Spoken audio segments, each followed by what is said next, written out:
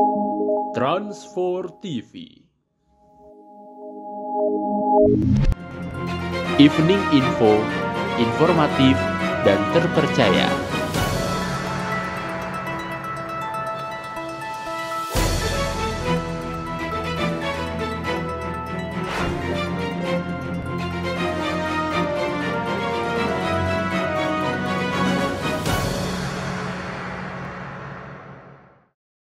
Selamat sore pemirsa, Evening Info kembali hadir menyapa Anda pada hari ini.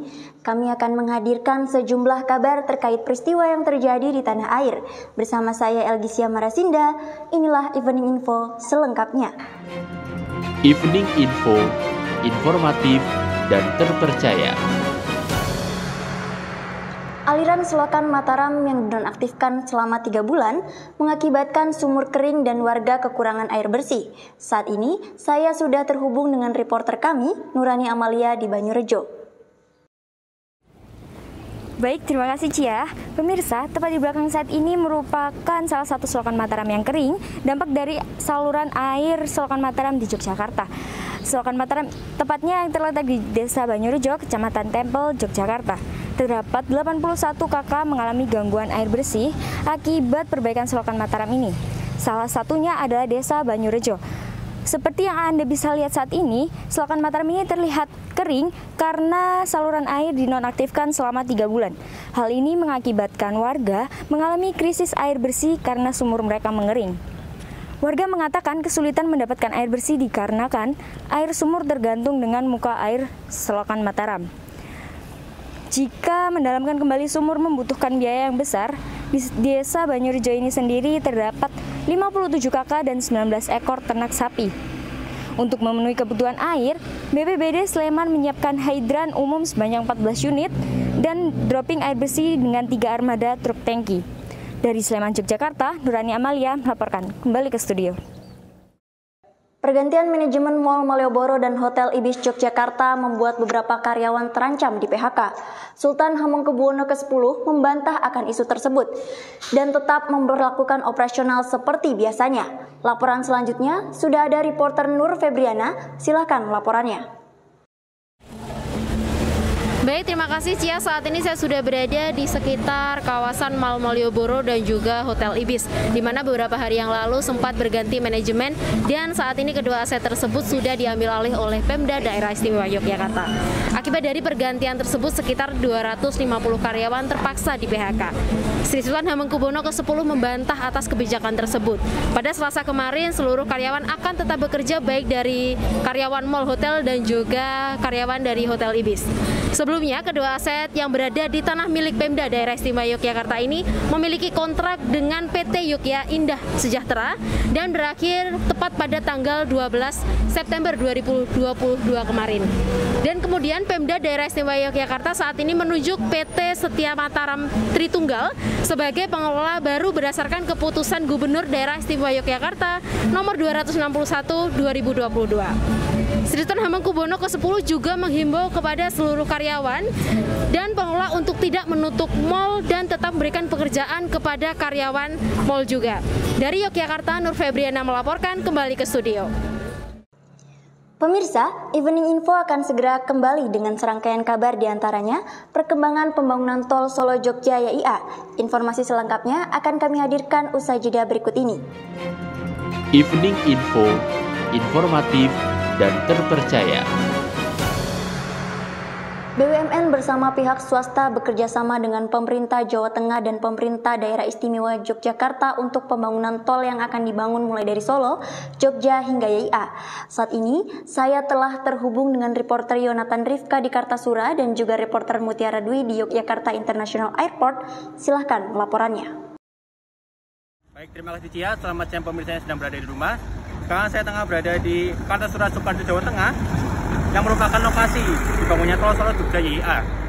Pembangunan tol ini dibagi menjadi beberapa seksi, yaitu seksi 1.1 ruas Kartasura Klaten sepanjang 22,3 km dan seksi 2.2 ruas Monjali Gamping sepanjang 14 km. Pada seksi 1.1, pembangunan tol telah mencapai 40% dari keseluruhan proyek pembangunan ini dan diperkirakan akan rampung pada tahun 2023. Tujuan dari pembangunan tol ini adalah meningkatkan aksesibilitas menuju kawasan pariwisata seperti destinasi pariwisata super prioritas Borobudur. Demikian informasinya bisa saya laporkan. Sekarang telah terhubung dengan Mutiara Dwi yang berada di Jakarta International Airport. Silakan. Baik pemirsa, saat ini saya tengah berada di sekitar Yogyakarta International Airport, di mana rencananya akan dibangun jalan bebas hambatan atau jalan tol Solo, Yogyakarta hingga Yogyakarta International Airport. Pembangunan ini ditargetkan akan selesai dan beroperasi pada akhir tahun 2025 atau paling lambat pada awal tahun 2026. Jalan tol ini juga akan dilengkapi oleh 3 exit tol yang berada di Sentolo, Wates, dan Yogyakarta International Airport. Pembebasan lahan untuk pembangunan jalan tol ini direncanakan akan dimulai pada akhir tahun 2022 dan akan selesai pada awal tahun 2023. Saat ini pihak PT Jogja Solo Marga masih menunggu diterbitkannya izin penetapan lokasi yang dikeluarkan oleh Gubernur Daerah Istimewa Yogyakarta. Keuntungan dibangunnya jalan tol ini yaitu untuk mempersingkat waktu masyarakat yang akan menuju ke Bandara Internasional Yogyakarta. Dari Yogyakarta International Airport, Mutiara Dwi melaporkan, kembali ke studio. Saat ini saluran air di Selokan Mataram dimatikan selama 3 bulan karena sedang ada perbaikan. Akibatnya kini sawah para petani mengalami kekeringan. Saya sudah terhubung dengan reporter kami Nuraliza, silahkan laporannya. Baik pemirsa, saat ini saya berada di Selokan Mataram, Sleman. Dapat pemirsa lihat sawah di sekitar saya mengalami kekeringan akibat dari air yang diberhentikan untuk proses renovasi Selokan Mataram. Dalam beberapa bulan sebelum diberlakukan pematian saluran air, Dinas Pertanian Pangan dan Perikanan Kabupaten Sleman telah melakukan sosialisasi terhadap kelompok petani yang terkena dampak dari pemutusan saluran air tersebut. Saat ini saya sudah bersama salah satu petani, yaitu Ibu Wasin. Selamat sore Ibu. Selamat sore. Apakah dengan adanya pemutusan saluran air Selokan Mataram ini, kondisi pertanian di Selokan Mataram menjadi terhambat? Iya, terhambat, Mbak. Lalu, apakah penanaman padi juga menjadi terhambat, Bu? Terhambat sekali itu, nggak bisa apa-apa. Cuma itu telur rambat, cabai, kacang panjang, airnya dari rumah. Baik, terima kasih Ibu. Ya. Baik pemirsa, dampak yang sangat dirasakan yaitu kegiatan budidaya pertanian untuk perkembangan tanaman pangan, hortikultura, peternakan, dan perkebunan yang ada di sekitar pemutusan saluran air. Imbas yang paling terlihat dari pemutusan saluran air di Selokan Mataram ialah penundaan penanaman padi dari para petani di sekitar area itu.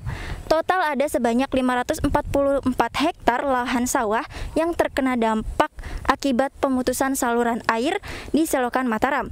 Dari Sleman, Yogyakarta, Nuraliza melaporkan, kembali ke studio.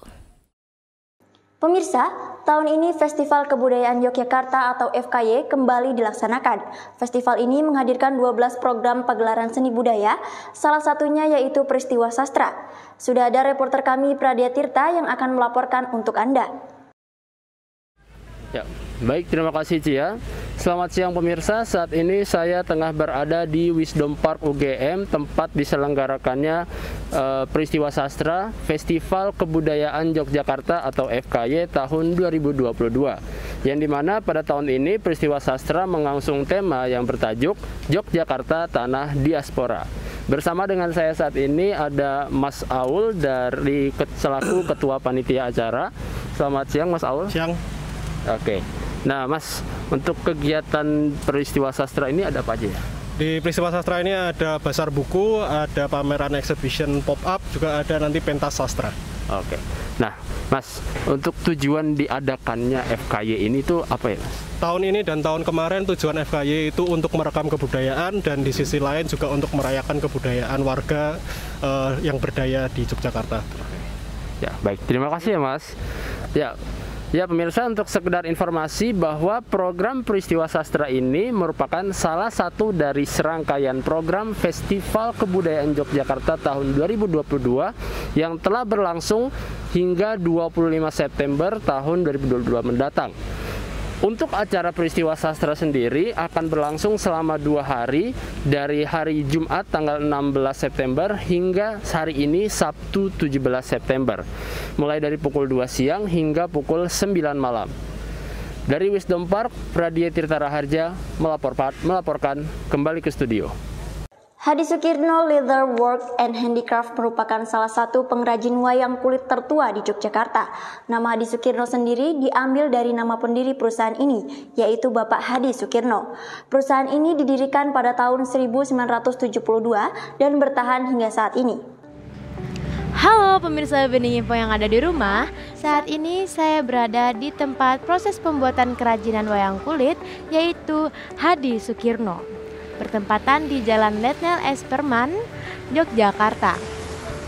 Baik pemirsa, kita akan sama-sama melihat proses pembuatan wayang kulitnya, dan ikuti saja ya. Baik pemirsa, saat ini saya sudah bersama Mas Rahman. Kalau boleh tahu teknik yang digunakan untuk pembuatan wayang kulit ini apa saja? Dari mulai nata, kulit kerbau ditata menjadi sebuah wayang. Ini simpelnya aja ya, karena prosesnya itu panjang, rumit. Nah, ini simpelnya aja kayak gitu. Dari kulit ditata jadi wayang, terus disungging, diwarnai kayak gini. Oke, proses yang akan saya coba saat ini namanya apa, Mas? Nyawi, memberikan pola di sebuah wayang. Oke, caranya gimana tuh, Mas? Nah, kita bisa praktek bersama kayak gini. Mbaknya mau nyoba? Boleh. Wayang kulit merupakan salah satu kebudayaan yang ada di Indonesia yang sangat berkembang di Pulau Jawa dan harus dilestarikan keberadaannya di zaman modernisasi ini.